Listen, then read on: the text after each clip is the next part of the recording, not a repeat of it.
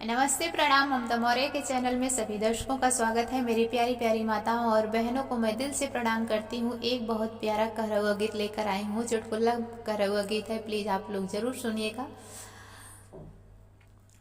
बेरिया के बेरिया तो है बार जे हो ससुरु, बजड़िया माती बोया, बजड़िया माती बोया। हरि उखुड़ खेतवा बजड़िया माती बोया, हरि उखुड़ खेतवा बजड़िया माती बोया।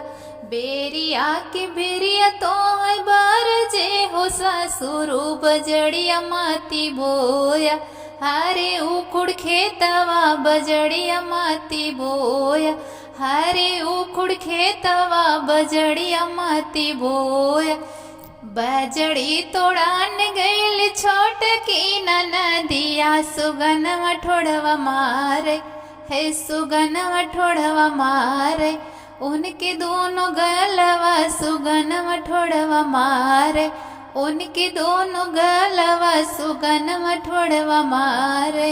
बेरिया के बेरिया तो है बार जे हो जेठऊ, बजड़िया माती बोया, हरि उखुड़ खेतवा बजड़िया माती बोया, हरि उखुड़ खेतवा बजड़िया माती बोया। बजड़ी तोड़ान गईल छोट की नदिया, सुगनवा ठोड़वा मारे ए, सुगनवा ठोड़वा मारे। उनके दोनों गालवा सुगनवा ठोड़वा मारे, उनके दोनों गालवा सुगनवा ठोड़वा मारे, उनके दोनों गालवा सुगनवा ठोड़वा मारे। बेरिया के बेरिया तो है बार जे हो देवरू, बजड़िया माती बोया, बजड़िया माती बोया। हरे उखुड़ खेतवा बजड़िया माती बोया, हरे उखुड़ खेतवा बजड़िया माती बोया।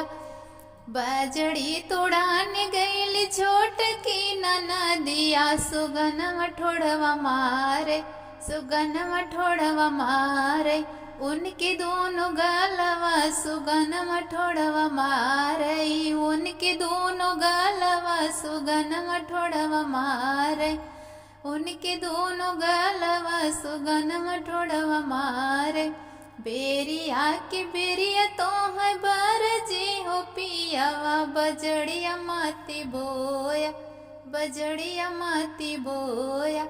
बेरिया के बेरिया तो है बार जे हो पियावा, बजड़िया माती बोया, हरि उखुड़ खेतवा बजड़िया माती बोया, हरि उखुड़ खेतवा बजड़िया माती बोया। बजड़ी तोड़ान गईल छोट की नदिया, सुगनवा ठोड़वा मारे, उनके दोनों गलवा सुगनवा ठोड़वा मारे, उनके दोनों गलवा सुगनवा ठोड़वा मारे, उनके दोनों गलवा सुगनवा ठोड़वा मारे।